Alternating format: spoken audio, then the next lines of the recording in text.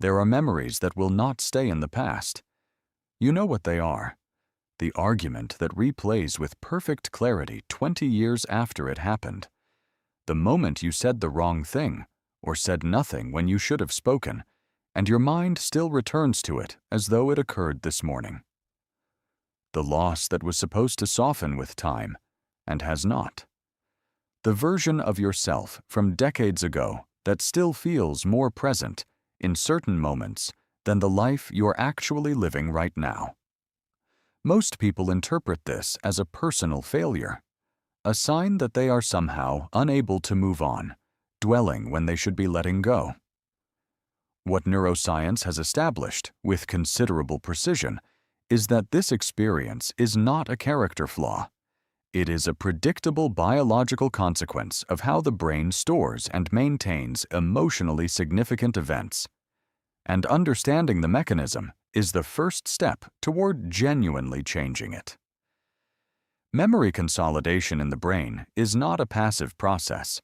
It is active, reconstructive, and deeply sensitive to the emotional state of the person doing the remembering. Research led by Dr. Joseph Ledoux at New York University has shown that every time a memory is recalled, it enters a brief window of instability during which it can be updated, modified, or reinforced. Under normal emotional conditions, this allows memories to gradually integrate and lose their acute charge over time. But when a memory is associated with unresolved threat, unprocessed grief, unacknowledged fear, unexpressed anger, it reconsolidates in its original charged state rather than updating.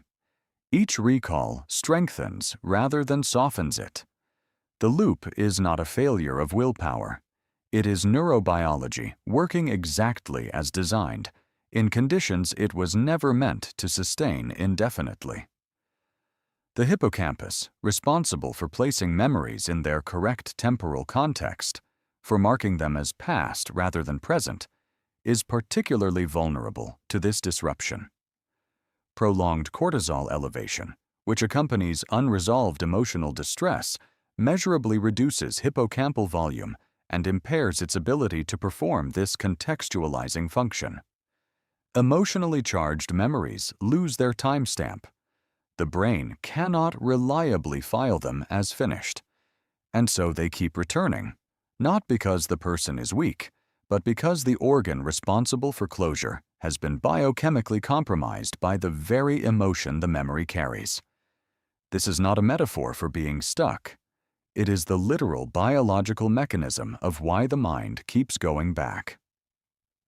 Research published in the journal Neuron demonstrated that the reconsolidation window, the brief period of memory instability during recall, can be therapeutically used.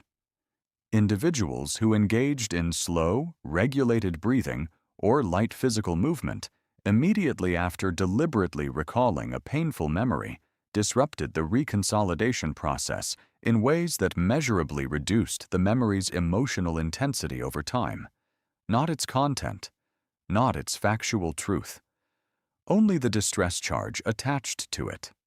The memory remained. The suffering it produced decreased. You are not trapped by what happened. You're trapped by the way the brain has been storing it. And that storage system is not fixed. If this video resonated with you, take a second and hit that like button. It helps more people find this content when they need it most. Subscribe so you never miss a new video, because every week we bring you research-backed insights to help you feel more like yourself again.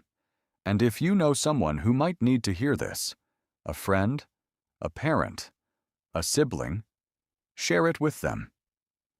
Sometimes the most caring thing we can do is pass along the right words at the right moment.